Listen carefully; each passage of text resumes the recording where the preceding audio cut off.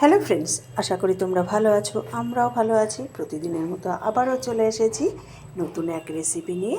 আর দেখতে পাচ্ছ এখানে কিন্তু বড় বড় কাতলা মাছের পেটি নিয়ে নিয়েছি। আর ওদিকে দেখলে খাসির মাংসের মেটে, যে ছেলে খাসির মাংসের মেটে সিদ্ধ করে দেবো, ও খাবে।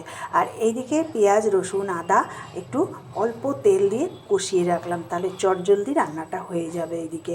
আর এইদিকে মাছগুলো ভালো করে কেটে ধুয়ে পরিষ্কার করে নিয়েছি। আর আজকে বানাবো সর্ষে কাতলা। চলো শুরু করা যাক। প্রথমে মাছগুলো ভালো করে তো ধুয়ে পরিষ্কার করে এবার কড়াইতে তেল দিয়ে দিয়েছি পরিমাণ মতো। আর একটু বেশি পরিমাণেই তেল দিয়েছি। আর মাছগুলোকে একদম বেশ ডিপ ফ্রাই করে ভেজে তুলে নেব। দেখো এইদিকে কিন্তু মাছ ভাজা হয়ে গেছে। আর এই মাছ ভাজার তেলেই আমি দিয়ে দেবো একটু কালো জিরে সম্বরা। আর শীতকালে ধনেপাতা দিয়ে বেশ মাছের ঝাল চচ্চড়ি যেটাই রান্না করবো না কেন খেতে কিন্তু খুব ভালো লাগে। এবার যে পেঁয়াজ রসুন যেটা আমি একটু পেস্ট করে রেখেছিলাম, একটু কষিয়ে রেখেছিলাম, তার থেকে আমি 4 চামচ দিয়ে দিলাম, ছোটো চামচে দিয়ে এবার মশলাটাকে ভালো করে কষানোর পরে দেখো তেল আস্তে আস্তে কিন্তু ছেড়ে যাবে। তোমাদের যদি কখনো দেরি হয়ে যায়, তোমরা সঙ্গে সঙ্গে এইভাবে রান্না করবে, দেখবে একটুও দেরি হবে না। এবার পরিমাণ মতো দিয়ে দিলাম একটু হলুদ, নুন দিয়ে আবারও একটু ভালো করে বেশ নাড়াচাড়া করে এর ভিতর দিয়ে দেবো সর্ষে বাটা। আর পেঁয়াজ রসুনের সাথে সর্ষে বাটা কিন্তু ভীষণ ভালো লাগে।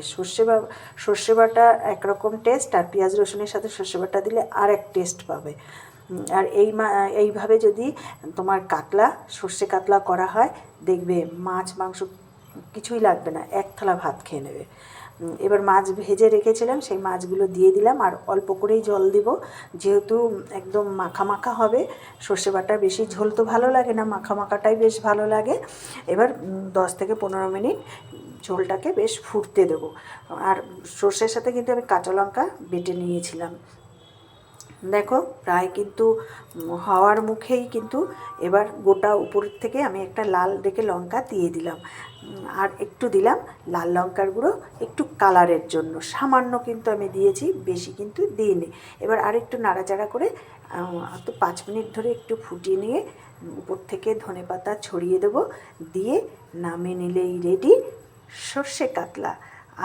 সাথে যদি গরম ভাত আর এরকম যদি সর্ষে কাতলা হয়, কেমন হবে বলো তো বন্ধুরা? আমার তো ভীষণ ভালো লাগে। তোমাদের কেমন লাগবে জানি না, তোমাদেরও ভালো লাগবে আশা করি।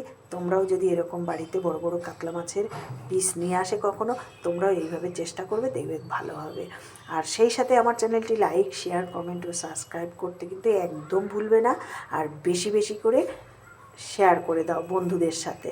এই দেখো নামিয়ে নিয়েছি, দেখো একদম সর্ষে কাতলা, কি সুন্দর লাগছে না? আর দেখো বন্ধুরা, চটজলদি তোমরাও বাড়িতে এইভাবে বানিয়ে ফেলো। Thank you.